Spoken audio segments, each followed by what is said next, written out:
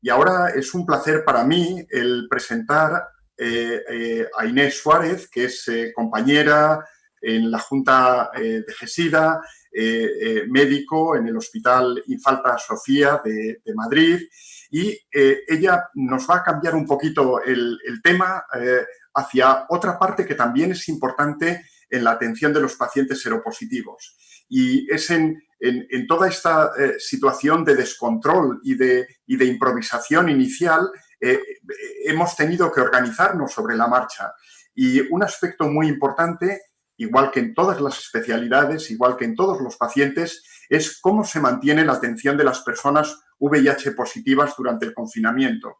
Ella nos va a dar su experiencia, es obviamente una experiencia propia de su hospital, pero probablemente ilustrativa y también probablemente si hay diferencias con otros centros, también sea un motivo de comentario en la discusión final. Muchas gracias, Inés. Adelante, adelante. Muchas gracias, Esteban. En esta charla me habéis pedido que hable sobre cómo se mantiene la atención a las personas con VIH durante el confinamiento y yo os voy a comentar un poquito cómo lo tenemos organizado en mi hospital y os cuento un poco cómo es mi hospital para que os situéis. Yo trabajo en un hospital mediano de unas 300 camas con un área de 300.000 habitantes y por tanto pues lo que os voy a contar a lo mejor a hospitales que sean muy grandes pues a lo mejor no se puede aplicar. Habitualmente, para que os hagáis una idea, en el servicio de medicina interna solíamos tener 60 camas y en épocas de gripe a veces subía a unas 100 y ahora mismo tenemos ingresados en el hospital unos 320 pacientes con COVID, de los cuales pues la mayoría los lleva a medicina interna. Entonces se ha multiplicado la actividad mucho y todos los médicos que trabajábamos en el servicio y de otros servicios nos hemos dedicado 100% a la atención del COVID. En mi hospital, la atención a los pacientes con VIH lo llevamos en el grupo de enfermedades infecciosas, que somos 4 médicos y que no nos dedicamos de forma exclusiva ni al VIH ni a las enfermedades infecciosas. Tenemos que ver también pacientes de medicina interna y ahora estamos dedicados 100% a la atención de pacientes con coronavirus. En la consulta de VIH llevamos más o menos 350 pacientes y el grueso lo llevamos 3 médicos y la consulta está junta con otras patologías de enfermedades infecciosas. No tenemos enfermería y en mi hospital se han mantenido todas las revisiones programadas de todo el servicio de medicina interna.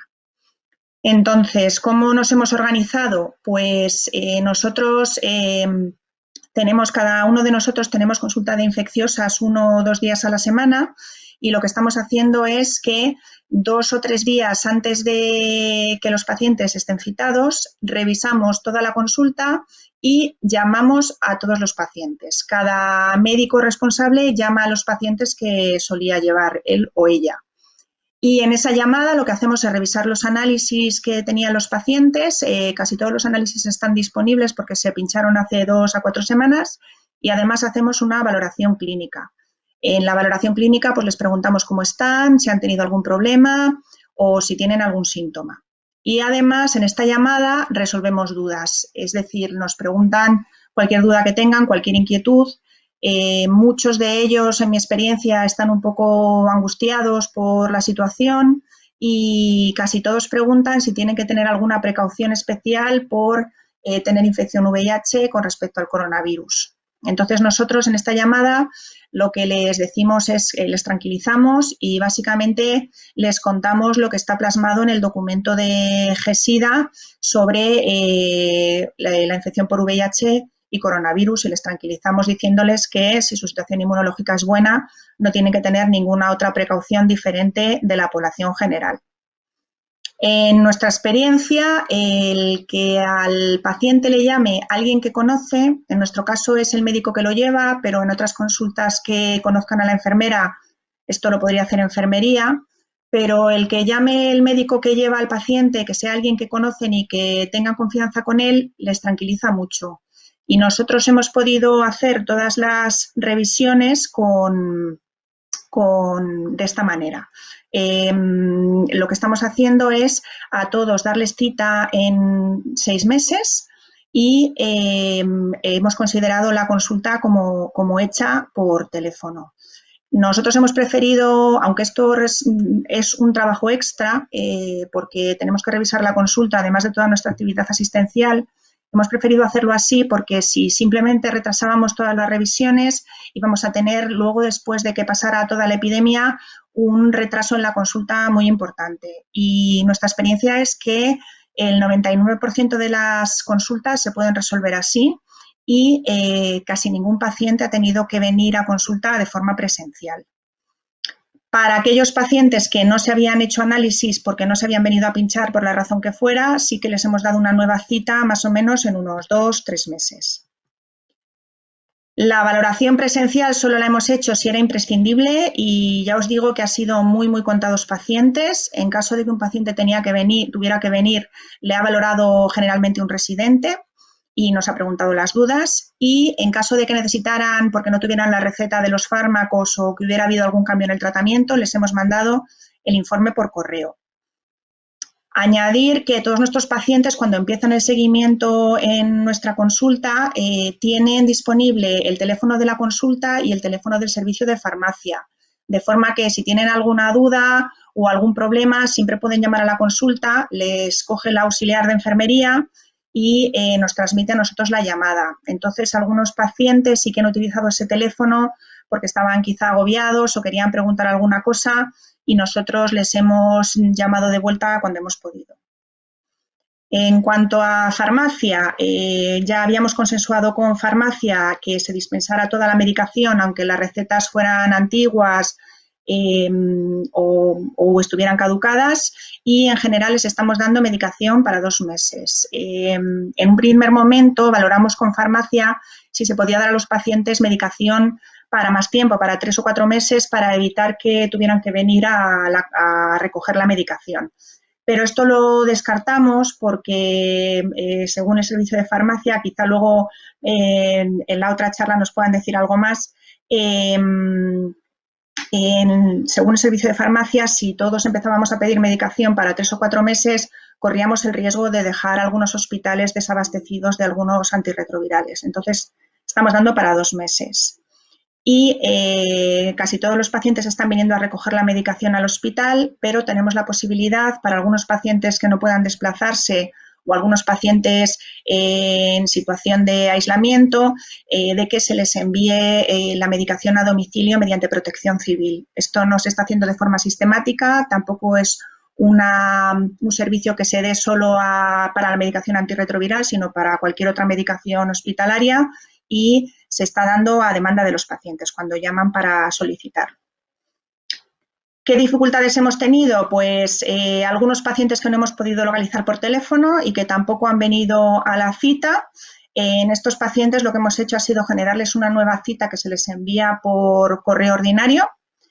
Luego, además, no sé si os está pasando en otros hospitales, en nuestro laboratorio, desde la semana pasada no se está realizando la carga viral de VIH porque los reactivos que se usan en la PCR para extraer el RNA son los mismos que se usan para hacer la PCR del coronavirus.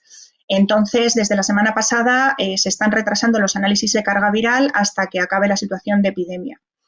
Con lo cual, los pacientes que no tienen la carga viral disponible, lo que estamos haciendo es que el laboratorio, cuando empiece a realizar estos análisis de carga viral de VIH, si alguno de ellos resulta detectable, ya hemos hablado con ellos para que nos avise y podamos citar al paciente en breve. Y luego otra dificultad que hemos tenido es que para los ensayos clínicos, que teníamos una enfermera destinada a ensayos clínicos, compartida con otros ensayos clínicos del hospital, esa enfermera ha sido reclamada para trabajar en planta y, bueno, por ejemplo, nosotros estábamos en el ensayo FLAIR y los médicos que lo llevamos hemos tenido que aprender a pinchar el cabotegravir y la rilpivirina, y los análisis, en vez de llevarlos al laboratorio central del ensayo, que había que centrifugarlos y enviarlos y tal, los vamos a sacar en nuestro hospital, del laboratorio hospitalario. Con toda esta situación, yo me he planteado, que probablemente nos haya pasado a todos, qué cosas podríamos tener implementadas por si se vuelve a dar, espero que no, pero puede ser una situación de otra nueva pandemia, ¿no? Entonces, una de las cosas que a mí me parecía más útil es tener un sistema de estratificación de pacientes según perfiles clínicos, que es una cosa que ya hay un grupo de trabajo en el que participa GESIDA que está trabajando en esto, y tener a todos los pacientes estratificados según sus perfiles permitiría detectar qué pacientes necesitan una valoración más frecuente y qué pacientes pueden prescindir de una revisión, con lo cual, si tuviéramos todos los pacientes identificados, podríamos ver de una sola vez qué pacientes podemos directamente citarlos dentro de 6 meses sin tener que llamarles ni nada y qué pacientes necesitan que les llamemos o que les hagamos una valoración más estrecha. Obviamente, un sistema de telemedicina que está implementado en muy pocos hospitales pues sería una situación ideal para poder utilizarlo.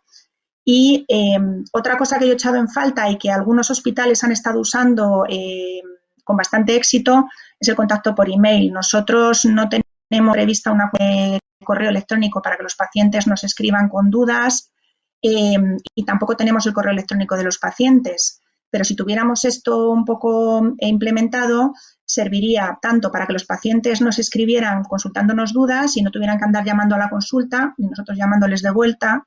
Y también podríamos haber enviado a todos los pacientes de la consulta quizá, por ejemplo, el documento de GESIDA o el documento del grupo de trabajo de tratamientos en VIH para que estén tranquilos con respecto a la situación del coronavirus y el VIH. Y luego, obviamente, una buena coordinación con atención primaria en una situación como esta pues sería muy útil. Y bueno, nada más. No sé si probablemente en vuestros hospitales os habrán surgido otras cosas, otros problemas y quizá los podamos discutir un poquito en el debate. Y nada más. Muchas gracias y paso a la siguiente. Muy bien, Inés. Primero, felicidades por en la carga que estáis teniendo, la manera tan eficiente que habéis tenido de organizaros. Probablemente por la experiencia que tengo en el Hospital Clínic y quizá en otros de los cuales he oído a algún compañero, cada uno tenemos nuestras peculiaridades, pero todos hemos intentado adaptarnos a la situación para que no falle o sea lo mínimo posible la atención, el fallo en la atención a los pacientes seropositivos que están en tratamiento en cualquier situación. Muchas gracias por ello.